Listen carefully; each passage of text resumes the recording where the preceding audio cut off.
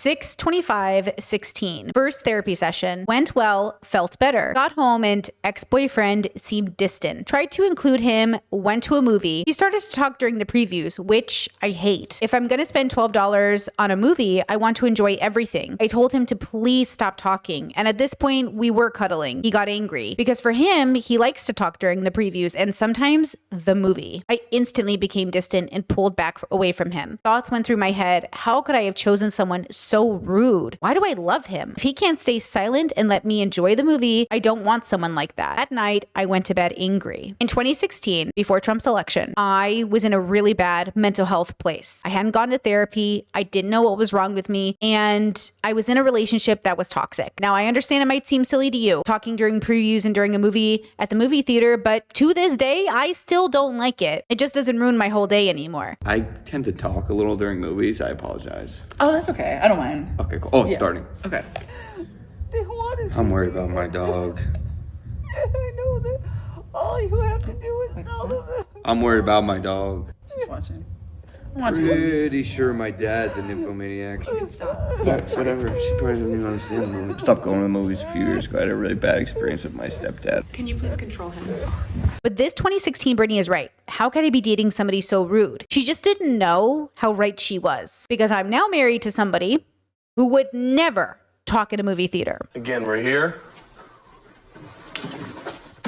Very quick, very effective. I want to talk about BPD because as a person who was diagnosed in 2017, I am in recovery. I've been married a few years. I've been living with my person and my friends and family, and everyone around me sees not only a great improvement, but no longer gets 2 a.m. phone calls of me crying. I'm no longer self-harming. I'm no longer someone who experiences unaliving thoughts. And because I'm in this position, I feel it's my duty and my pleasure to give hope to new generations of people being diagnosed with BPD, borderline personality disorder, and or people who have been diagnosed and have seen no hope around the corner. I hate the way TikTok talks about BPD. I think you should get off BPD TikTok. The main cause to borderline personality disorder is narcissistic parenting. Okay, that's what leads to someone's inability to regulate themselves. They don't know how to self-soothe.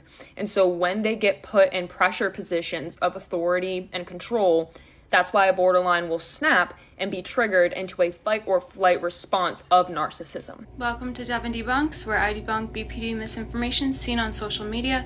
This one is filled with misinformation, so let's discuss it. There is no clinical evidence to back up what she is saying. None of it is factual. It is her own personal theory, which she is framing as factual, which is incredibly harmful. It's important to be mindful of that when consuming BPD content. If someone is discussing a theory in psychology, not citing their sources and also not stating the fact that it is their own and came from their own brain without any research, that is a red flag. Another red flag is when people say a borderline. That is incredibly stigmatizing language, not to say a person, an individual with borderline personality disorder. I just think there's so much misinformation on the internet, but especially on an app that is full of even therapists who are spreading misinformation. So today I want to talk about it from that perspective. I really recommend you get off TikTok when it comes to BPD and honestly ADHD and autism. But I will tell you this, as a girly who was late diagnosed autistic, so first borderline, then fibromyalgia, then autism, I will tell you this, if you are diagnosed BPD, double check with a second therapist or somebody who's a professional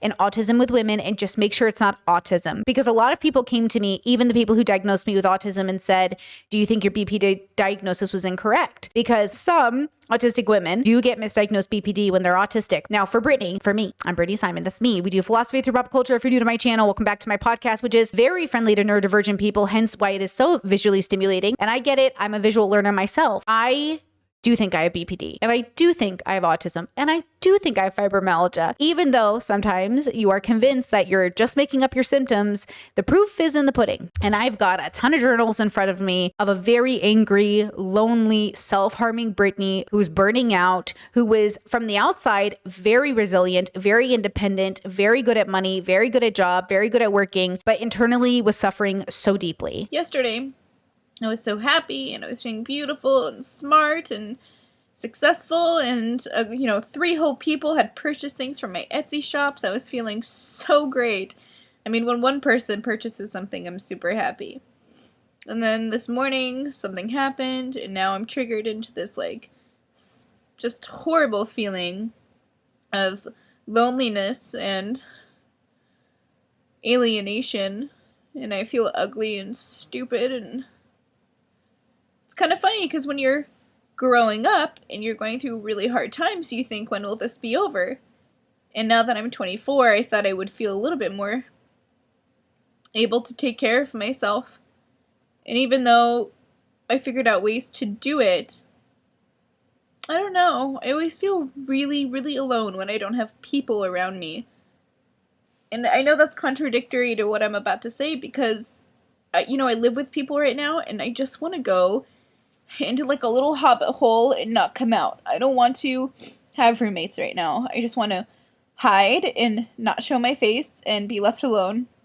But I can't do that because I've chosen to live a very minimalist life right now in a way that I need roommates. Eventually, I'd like to have my own little place, like a container home or something out in the middle of nowhere. Live off of nothing. I haven't left the house in like 6 days. I'm running out of food, but I don't want to leave the house. Just seems like a lot of work to get food. Been eating quesadillas. That's kind of food. It's not that I can't. I mean, I don't have a car or anything, so I'd have to trudge my ass to the store, which would be kind of a pain. But I just don't want to. It's so weird how that happens. How you can be so happy one moment and then something happens and you're just triggered back into this craziness. And for me, I'm so cynical and I'm so weird about things that,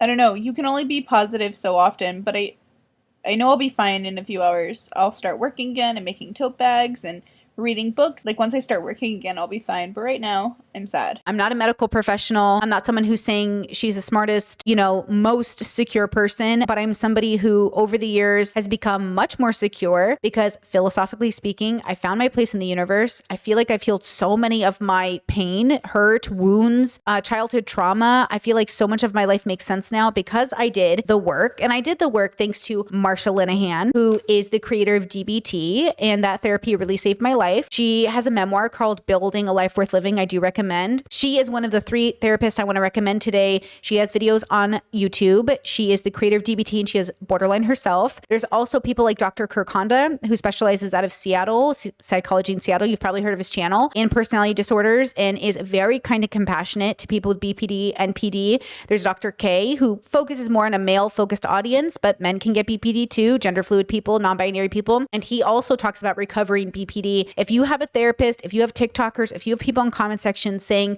people with BPD will never get better, don't listen to them. They are literally stopping you from recovery because you will internalize that negative self-talk or belief about yourself and you will never seek recovery. Not only can you get better and have a wonderful life, but before I was even married, which solidified in a lot of ways that I had healed in many ways, I also was having a great single life. I'd gotten out of this toxic relationship that I write about in my journal, and I had stopped going to bed angry. I'd gone to bed every night happy, woke up every day happy. I do that right now. I'm so content with my life. This was 2016. We're now in 2025, and I can tell you this from firsthand experience, though anecdotal, you can get better. So when you see TikToks online, when you see content creators online say people with BPD never get better, don't listen to them. Why do I think people with BPD get better? Because people with BPD aren't unique or special, and they're like everybody else. We get better as our values do. We get better as the people around us do. We get better the more disciplined we are and the more we love ourselves. So sometimes I see TikToks talking about Brooke Schofield, who's a content creator associated with Tana Mojo. She has BPD. She's talked about it. She's also associated with Trisha Paytas, who also has BPD. My mom was very understanding and she knew she has the same personality disorder situation. Is it a personality disorder? Yeah. Is it borderline? Yeah. Interesting. Because I was trying to research this because someone told me about, people were telling me, she talk about BPD and all stuff. I'm like, does she actually say it though? I don't know if you've actually ever said it. I have said it. I don't say it that much because honestly, until that relationship, I was like, I don't really identify. Right. I was like, I didn't think I fit criteria because I'd seen it in my sister, I'd seen it in my mom, and I was like, I'm definitely not like that. Oh, interesting. So your mom, sister, and you all have it. Yeah. Wow. And so, my mom's bipolar. I'm not bipolar. So she takes medication for hers. Yeah.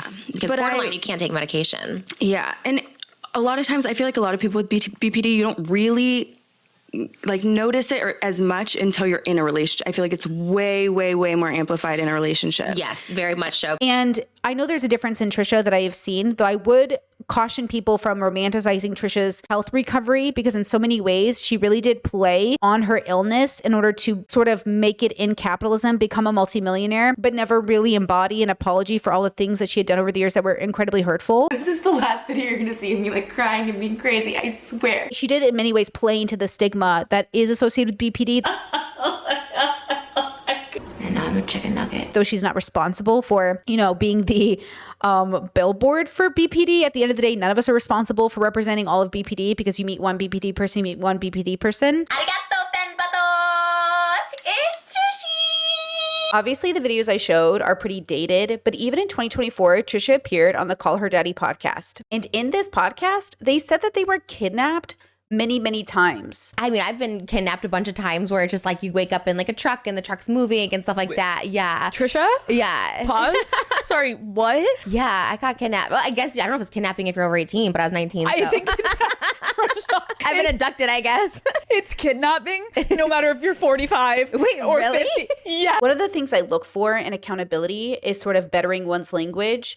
But more than that, I just think it's very irresponsible for Trisha to appear on this podcast and to say that they were kidnapped when the context is quite confusing, and they sort of play it off with laughter and jokes, and they act ignorant and naive when it comes to even the definition of kidnapping. I just deeply struggle to empathize with an adult who doesn't seem to be actually getting better, even if on the surface it looks like they are. I don't know how Trisha hasn't understood the amount of responsibility they have when they show up in public spaces to use proper language when conveying a story that's very, very serious. Instead of this moment being something that's heartfelt and serious about Trisha's kidnapping, it ended up being something that was funny and laughed about. And I guess I just don't see what's funny about being kidnapped. And this continues to play on the stigma that people with borderline or people who are mentally ill think their life is a joke or that it's funny. And I do understand that at some point in recovery, you can laugh about the things you've done, but it just feels, I don't know, irresponsible for the way that Trisha still shows up. I would like to have seen a different version of Trisha that sort of owned the responsibility of being a very famous person.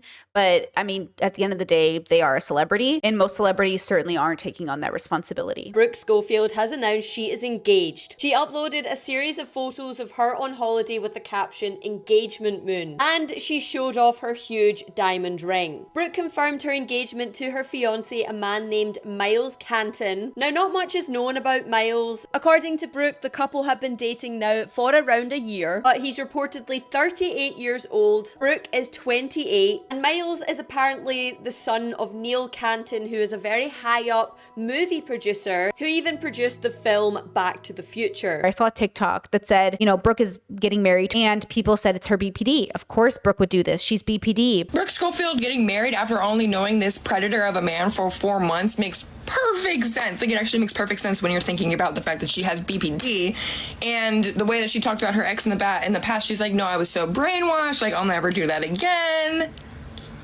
Never be unmedicated, you guys. People do heal.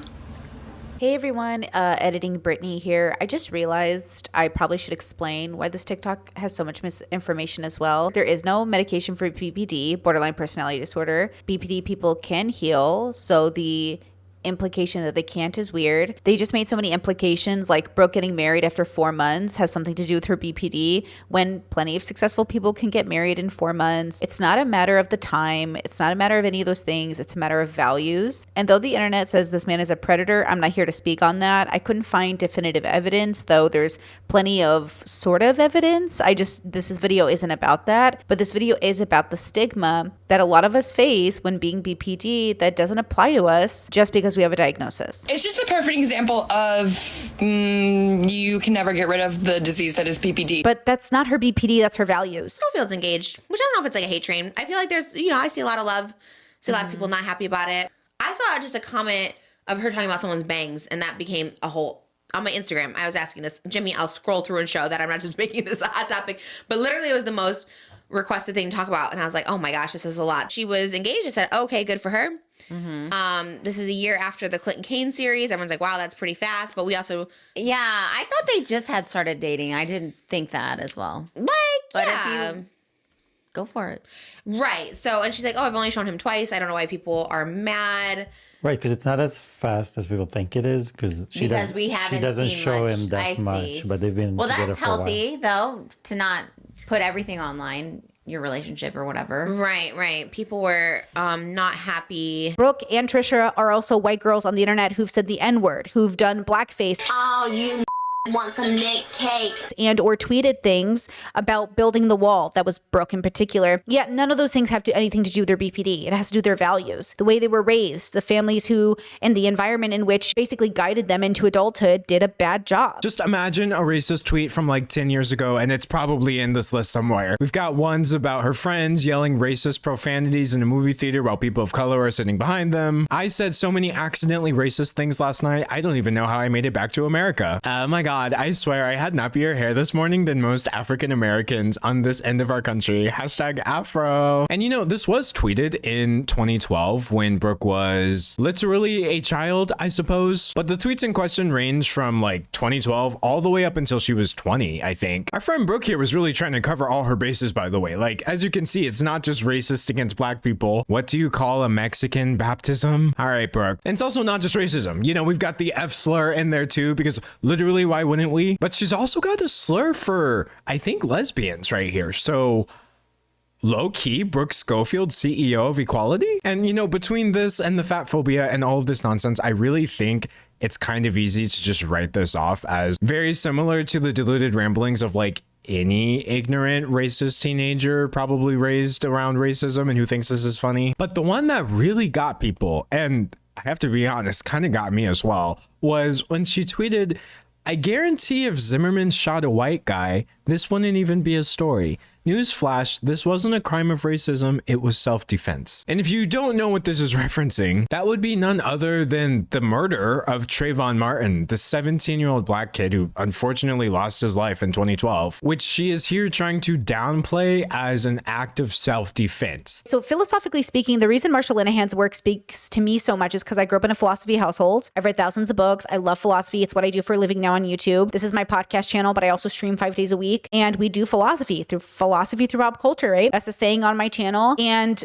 Marsha Linehan incorporated into DBT a lot of philosophical elements from Buddhism and Eastern philosophy. She grew up Catholic. I also grew up Catholic. Catholic is philosophically, at the end of the day, it's a philosophy, it's a religion, but it's a philosophy.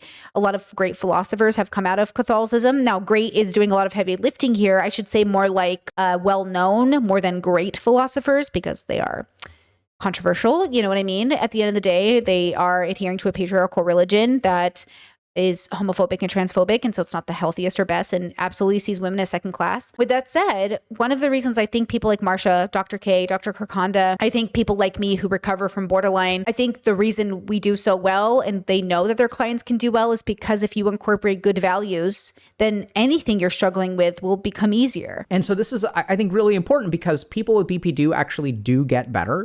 They can form very, very wonderful, healthy relationships. I've seen that happen over and over again. And the truth of the matter is that sometimes we fall in love with someone who has a diagnosable mental illness. And I don't think that it's good to just discard that person because they have a mental illness. And I think the issue is that the world doesn't have good values the way that it thinks it does, right? If you live in a world where you think, a border is a reason to ostracize someone or hate somebody, if you grew up in a world where you think people are disgusting for being gay or trans, if you grew up in a world that makes you think you're better than people because your skin's a lighter color, then you're not going to understand how to hold yourself accountable in a world that doesn't care to hold you accountable. I wrote my college thesis on racial disparities. So how things like socioeconomic standing, health, housing, income, and so many other things can be affected by your race. I started faking liberal views when writing college papers, and it's so concerning how much my grades have improved since. Ooh, that one's pretty bad. That's Girl, you are cooked. I've always believed that people who are racist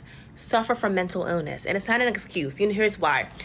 You need to go to therapy, and you need to unpack, unwind the trauma that you experienced as a child of your parents, convincing you that you need to be fearful and see another human being to be inferior to you.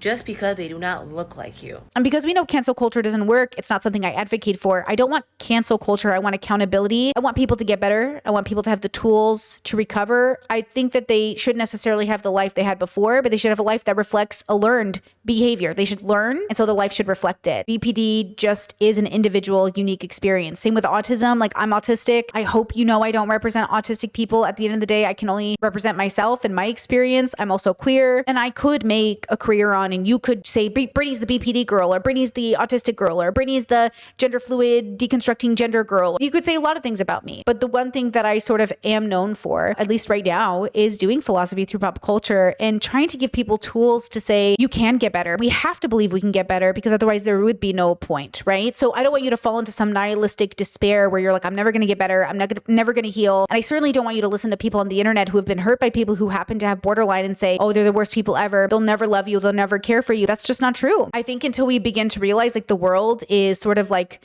devoid of value, meaning they have a poor relationship with ethics and values, we won't be able to really recognize that it's not the autism and it's not the borderline. It's not even the NPD. It's you. It's the values. I mean, Trump is in the White House. We have a rapist in the White House. That's not his borderline. Elon Musk isn't a Nazi because he's autistic. Brooke didn't tweet those racist things because she's BPD. Trisha didn't show up on the internet the way she did because she is borderline. She did it because she didn't have the values and the discipline not to show up that way. I also have Hello Kitty chopsticks, which shows that I love Hello Kitty. I'm a true fan, and I'm also not racist because I eat rice. In the past, when people call me out for my Trump tweets, racist tweets, like immigrant tweets, I'm like the first. You had racist tweets? No, but it was something. I did a Trump video, a trolling Trump video, like years ago. Did you not know about this? I knew about the Trump one, but I didn't know racist ones. No, not racist, because you won't be on Celebrity Big Brother if you have racist tweets. There was people who photoshopped racist ones, but like they're calling the Trump like video racist because I said the thing about immigrants or whatever that. When I was on Celebrity Big Brother, the big thing in the UK is racism. They don't let you on that show if you're like a little bit racist. So they do like in-depth like research to see if you were like racist at any point. And if they like let me on Celebrity Big Brother where they kick people off for being racist, like I'm not. It's not consistent. I said So your evidence that you're not racist is that you were on Big Brother. You play slave? No, I was being a slave girl on Django Unchained. Good lyrics, I think. You are a little darker there. Babe, I'm just tan. I was really tan back then. I was. You seem darker than that. It's very obvious that this hair texture is like attempting to mimic an Afro texture, and she does have darker skin as she sings, "He could whip me every night just like Django." Be fucking for real. I don't want to lose faith in humanity. And I think that starts with this belief that there is something we can do. Now, you don't have to do it. And I think that's the dilemma people don't understand. You need to be open with boundaries. It is not your job to be your friend's therapist. It is not your job to be your partner's therapist. It is not your job to be your mother's therapist. So you have to be open with boundaries. You have to say, okay, I want to see you heal. I want to see you get better. Here are some resources. Here's a book you can read. Here's a YouTuber you can watch. Here's a philosophy you can kind of look to when you're feeling out of control. Maybe keep a journal. So in 10 years, you can look back and read and see the way that you've changed and grown. I'm going to read you another part of my journal, 6/26/2016. I felt distant and angry. Sure, I was going to break up with him. I spent the day with family who was in town. That evening before bed, my ex insisted that we talk about our relationship. He said sorry about not talking during the movie and that he'd get better. He said that he'd work harder. My walls were up and I didn't care. I felt distant from him, not interested in what he had to say. I went to bed ready to break up. The next day, 6/27, I took my family to the airport and then I went to work. That night, I spoke to my ex about the state of our relationship and I explained that he was not a bad person, but that we were different. I felt sad. I felt guilty. I felt relieved and stressed out at the same time. I slowly came back to remembering why I loved him. He held me while I cried and said that he would do better, that he would change because he wanted to. Spoiler, he never changed and it got worse. And things got so bad that I gaslit myself into believing my borderline was the problem. So eventually I go to therapy. Well, I'm in therapy here, but I go to a second therapist. I got diagnosed with borderline. I do GBT for a year. It's the most amazing year of my life. I recover. Not fully, not overnight. It took a couple years for the therapy really to work, but I headed towards recovery. This person I loved was problematic to say the least. They had issues, but so much much of my life, I blamed myself. You're the reason you're in pain. You're the reason you're self-harming. Everything's a mess. But I didn't take into account that at the same time, like, I needed to humanize how I got there in the first place. I was ostracized as a queer kid, right? I was neglected as a child. Their reaction was so harsh, and it was out of fear and out of love for me and out of fear that they're losing control. And I want parents to know that their kids depend on them. If my parents had been progressive, I think my childhood would have been almost perfect, but they weren't. They were conservative. They were Catholic. They were homophobic. They were transphobic. They loved me, but they didn't understand the part of my gayness. So much so that they pre-rejected me. I also think a lot of the criticism towards borderline people plays into ableism. So we have to really hold ourselves to account here. But mostly what I think happened to me through therapy was a realization that this relationship wasn't working, but it wasn't because I had BPD. Because often it would be what would be brought up in when we would fight, right? I'll give you an example. I worked all the time. I worked multiple jobs. My therapist was always so impressed with the fact that I was able to hold down a job. I'm at Carkeep Park in Seattle. It's a great park. It's good for short-term hiking. I was supposed to be at a kinky camping trip an hour south of Seattle, but I couldn't do it. I had prepaid, I had planned, people were depending on me. I got sick on Tuesday with a cold and sore throat. I've been tired and lethargic. I've been working my normal 70 hours a week. I just couldn't get myself out of fucking bed today. But I knew it was coming. It wasn't like a secret or surprise. You guys know that I suffer from a mental illness that I haven't talked about or shared with you because I had this whole video planned for it, but I think this is probably appropriate. So I have BPD. I sought out more and more therapists, and then I came across one who was actually a doctor and specialized in BPD therapy, and she diagnosed me, and it was beautiful and wonderful, and I love seeing her.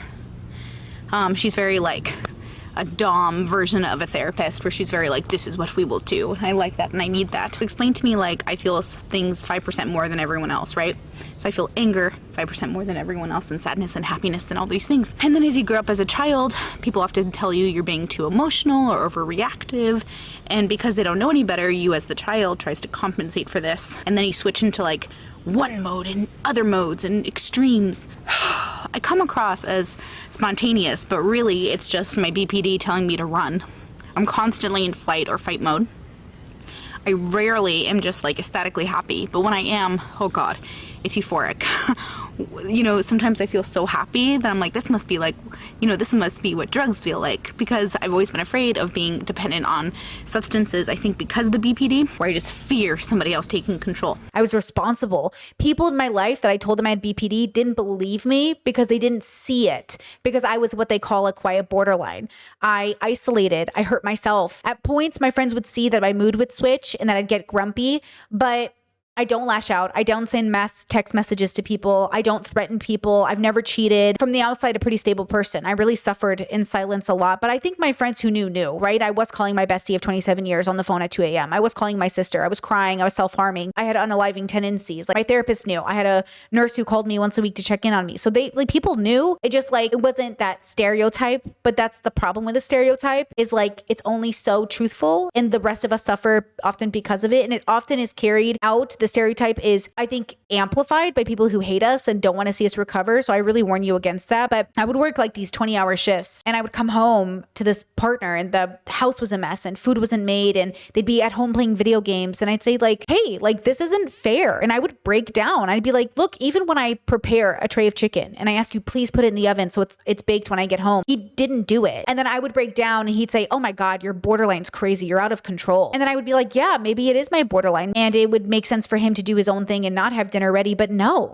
I would say the only thing that I suffer with intensely is forming new and concrete long-term relationships. Look at the way that I frame this sentence, that I struggle keeping long-term friendships and relationships, which is literally not even true. But I was convinced it was true for a few reasons. One, I thought I didn't have enough friends, so I didn't have any friends, even though I had very, very deep and long-term relationships with very close people in my life. Some of those friendships are still alive today. But because I was thinking about it through the framework of a neurotypical and not an autistic person, I considered my inability to have lots of friends or a friend group that was consistent as like a negative, which is why during my autism assessment, my doctors asked if I thought that maybe my BPD could be a misdiagnosis, but I think I did properly reassure them that I thought it was appropriate but with the caveat that a lot of abandonment issues I think autistic people suffer in a neurotypical society can mimic what a borderline might feel like in a society as well. If I had been diagnosed autistic as a child, would I have made this video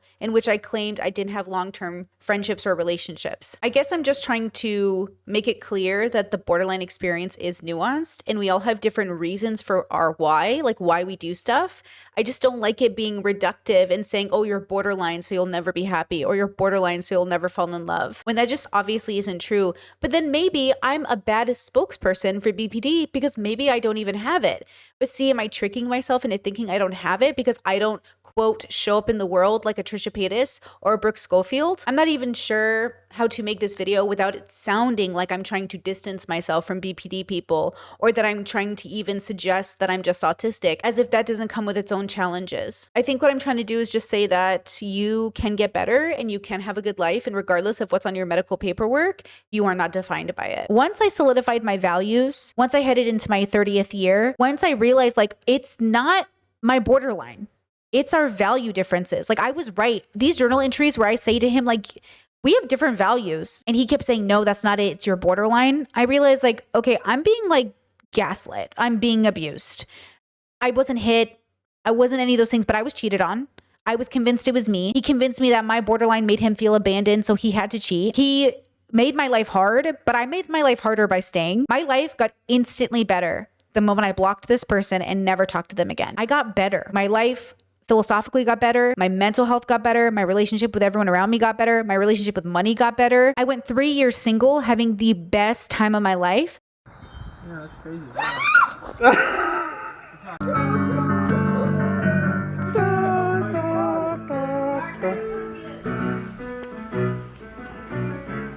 And then I met the love of my life, right? And the love of my life and meeting this person is not proof that I was healed. I already knew I was when I was single. But yes, it did help that when I got into my next relationship after that relationship, everything has been really, really good. Like in preparation for this podcast, I asked my partner, you know, how does it feel being married to somebody with BPD? And they said, you know, it's a hard thing to answer because I don't really know. And that's so significant for me because I felt so punished in that previous relationship for sort of getting a diagnosis and getting help. But I do think if that person had gone to therapy, they also would have gotten a diagnosis that would have made sense. Or if a lot of the people in my life got therapy, they also would be diagnosed. It's just that I did the diagnosis process. I wanted answers for the reason I was so unhappy, for the reason I was self-harming. In all of my relationships, my partners would complain that I work too much, that I'm cold and distant, that I pull away. But I also chose really bad partners until this partner. And so this partner, because we work to make the environment so safe for both of us, because we're both neurodivergent, because we both believe in therapy, because we do philosophical work, the relationship is so good. It's not your borderline. It's your relationship with self. It's not your borderline. It's your values. It's not your borderline. It's your environment. Your borderline makes everything harder, but it isn't exactly the reason why everything is harder. If that makes sense. It's kind of like autism. It's not your autism, but it can be your autism. I mean, obviously they're disabilities, but obviously at the same time, your environment matters. If you have an autistic person having a meltdown and everyone reacts like they're crazy and you put them in an asylum, yeah, at some point it's not the autism. You know, it's a meltdown. It's a real disability. It happens. We're overstimulated. We have sensory issues. If you just let us vibe out and we're done, we're not going to take it out on you. We don't have to punish you. You're not punishing people because you're autistic. You're punishing people because it's your values. You're not punishing people because you have borderline. You're punishing people because it's your values. And so when you're in a healthy environment with a healthy group of people, you stop even feeling like you could punish people because you wouldn't even think to do that. Like I said, I have what they call or what the internet calls quiet borderline. I take it inside of myself. I punish myself. I hide away. I cancel plans. I don't answer text messages, but I don't do that anymore. That's what I used to do. Now I tell people, hey girl, I'd love to talk. I'm out of spoons. Let me hit you up next week. Hey girl, I know I saw your text message. I saw your DM. I saw your Instagram post. I saw you tag me on Discord.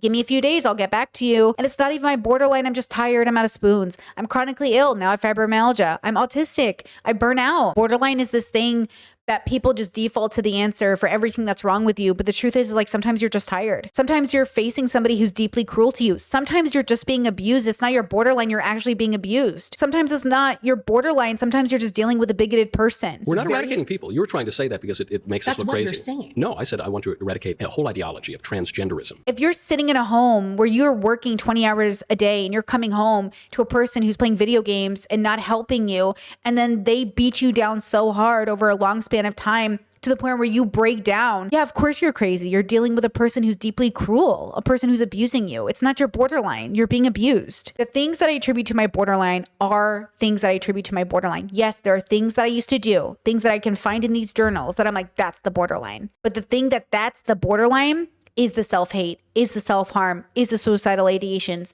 it's the desire to die, it's the thought of maybe if I died, it would be better. So let me tell you this, as a person who no longer wants to die, I realized that the borderline it convinced me that dying would make it better. But I think what made it better was really doing the work, doing the DBT, realizing where I belong in the universe, and actually like philosophically understanding what is my meaning in the universe, right? Vervaeke talks about this all the time. Another person that I do recommend, again, I'm not recommending everything all these people do. I'm just saying, generally speaking, I tend to like their work, is he has a series called The Meaning Crisis.